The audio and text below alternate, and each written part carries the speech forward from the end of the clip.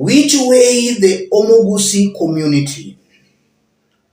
I'm asking that question because the Kisii community since 2007, a majority have been voting for Raila Odinga.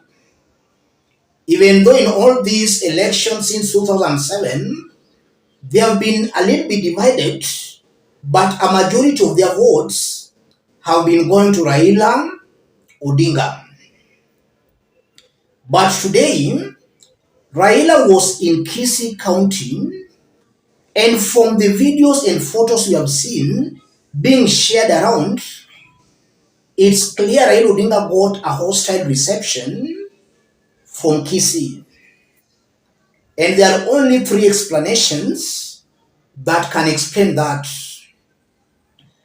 Either those who became hostile were paid, or there was a genuine hostility, or it's because of the Matiang'i factor. Those three issues can explain the kind of hostilities Raila Odinga got from Kisii County. Before we dig deep into that, let me start by saying this.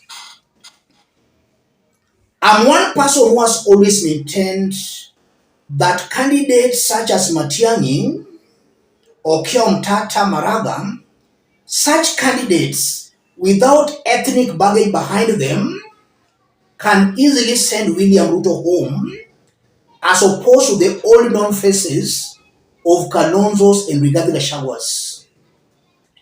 Anytime you see Kalonzo Musyoka on the ballot box, you will see the Kamba community.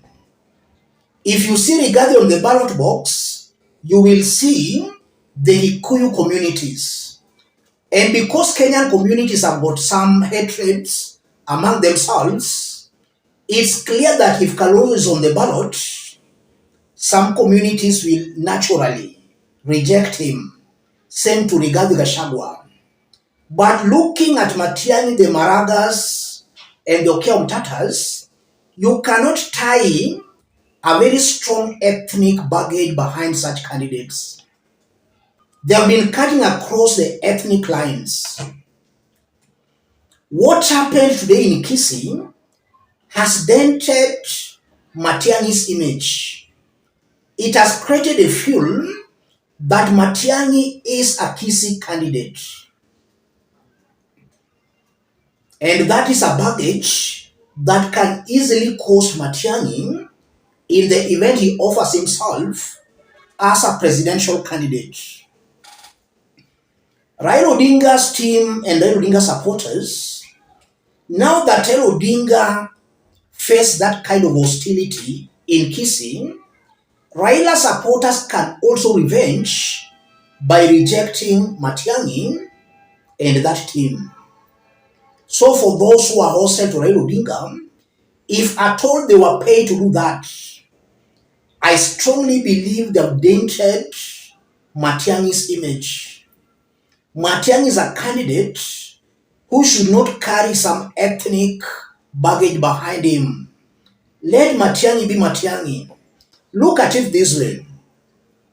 If Raila Odinga could have gone to Nyeri, and Nyerians were heckling Raila Odinga singing Matiang'i's name, that could have built Matiang'i across the country.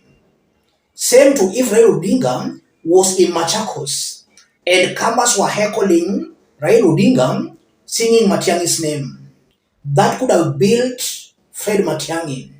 It could have created a perception that Matiang'i is being supported across the board, but not Raila being heckled in Kisii.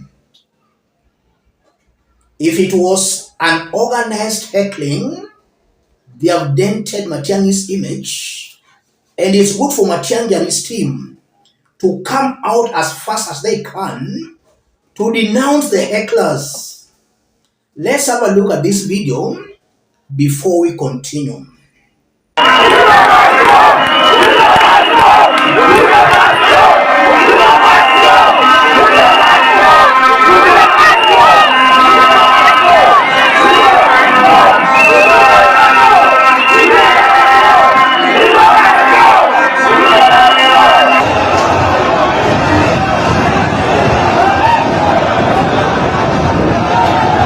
Watu wamekataa baba bwana.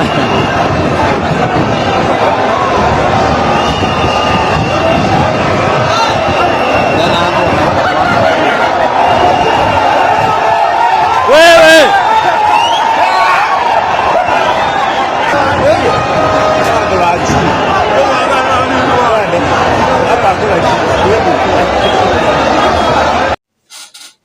Let's put that into perspective. If that was a genuine heckling, then it should ring some bells to Raila Odinga and William Ruto that the ground is hostile. So they must start doing things a different way.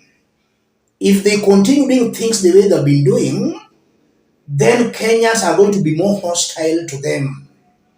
And by the time they will be waking up to the reality, the whole country will be anti the broad-based government. Raila and his team, William Ruto and his team, should take that as a wake-up call. Things are not good on the ground. Secondly, the Matiang'i factor is also coming into play. The Kisii nation might have been hostile to Raila Odinga because they see Raila Odinga as an impediment to Fred Matiang'i's candidature. They see Raila Odinga as a stumbling block.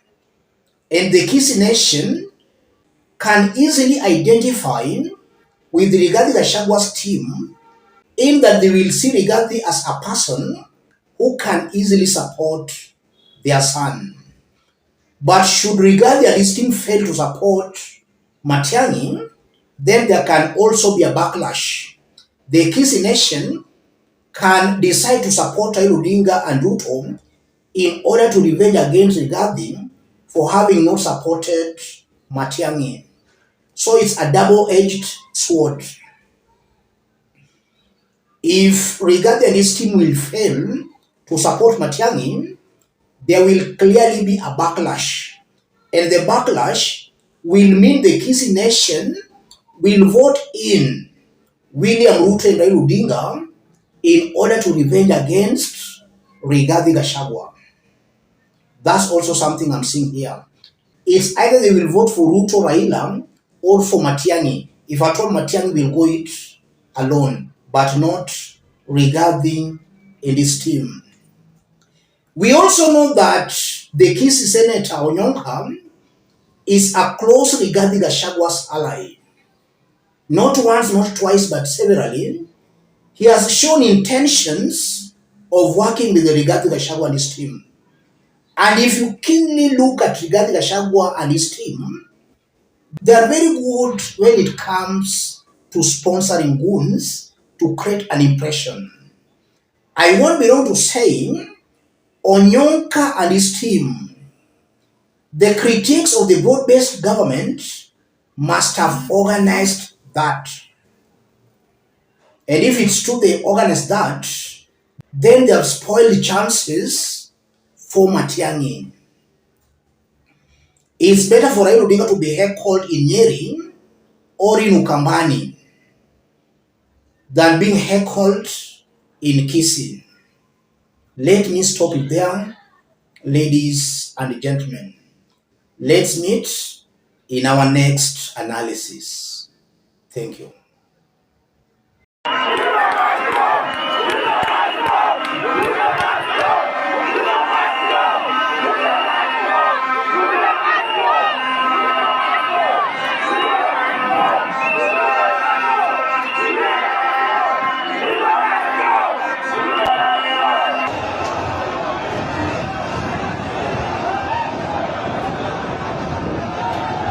Watu wamekataa baba bwana.